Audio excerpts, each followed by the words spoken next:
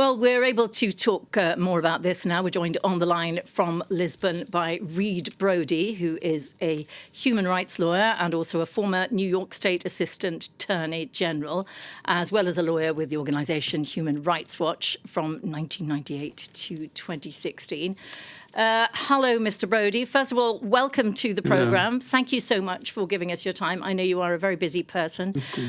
Maybe first of all, we can look at Ghislaine Maxwell then yesterday at this hearing via telelink. She exercised her right to remain silent. We know that she was interviewed last year by the US Deputy Attorney General, who is also Trump's personal lawyer. And after that, she was moved to a more comfortable prison. Are you one of those people who believe she did a deal with the Deputy Attorney General over what she would or would not reveal? Well, it certainly looks that way. I mean, as you've said, she sits at the center of this entire sex trafficking operation and certainly knows more than anyone alive who was involved. And last July, it was the day after this committee issued a subpoena for her that Deputy Attorney General Todd Blanche, who, as you said, was Trump's personal, formerly Trump's personal criminal defense lawyer, rushed to Florida to interview her. Now, normally the Deputy Attorney General of the United States doesn't sit down with a convicted sex trafficker. And as you mentioned, shortly after that interview, she was transferred to a minimum security prison in Texas. Neither her lawyers nor the DOJ nor the Bureau of Prisons has ever explained this. Whistleblowers from that prison have alleged that she's getting concierge-like VIP treatment, special meals delivered to her, special visiting privileges, access to a pet, after-hours gym. And inmates who spoke out about this were reportedly transferred to a higher security prison as a punishment. And as you reported, she said she'd be happy to talk if she got clemency. This totally smacks of, some kind of a deal. I mean, of the administration basically, putting her in a position where she cannot speak out. And she has asked for clemency. Clearly, I mean, Donald Trump would give her clemency if he thought he could get away with it, but the political fallout at this point would certainly be too great. So I'm afraid here that the fix is kind of in as relates to Ghislaine Maxwell. As well as her refusing to give those names in any hearings, when the documents are released, the names of so many powerful people are redacted, and yet some of the names of the victims, some photographs of the victims, have been released. They are out there. They have been, as some people say, thrown to the wolves.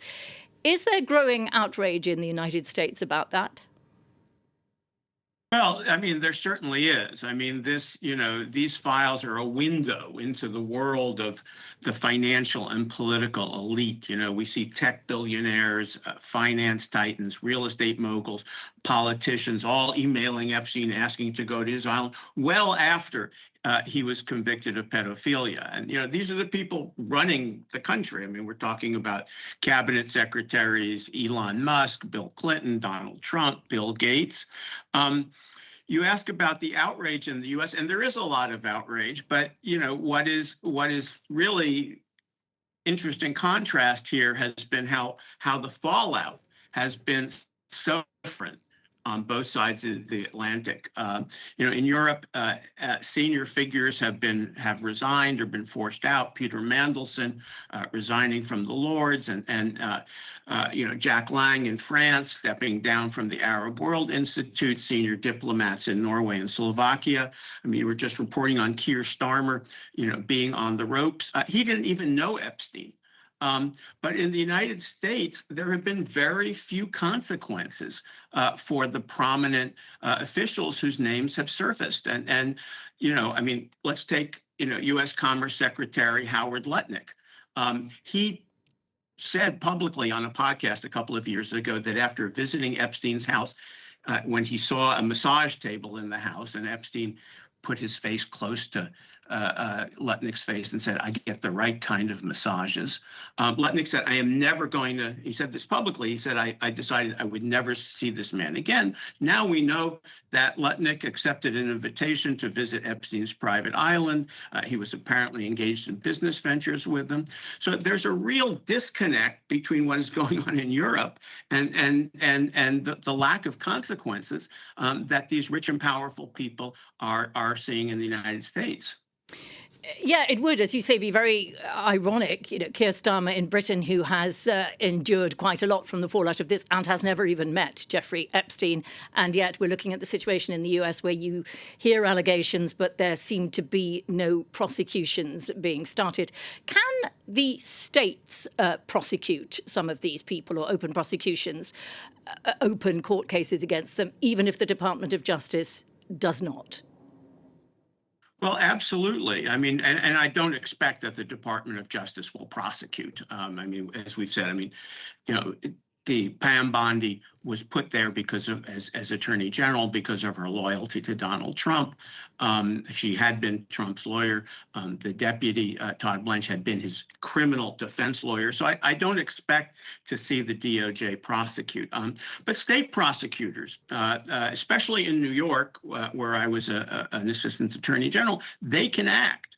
For certain serious sexual crimes, including rape in the first degree, predatory sexual assault against a child, there is no statute of limitations in New York and in many other states. So prosecutors can bring charges no matter how many years have passed.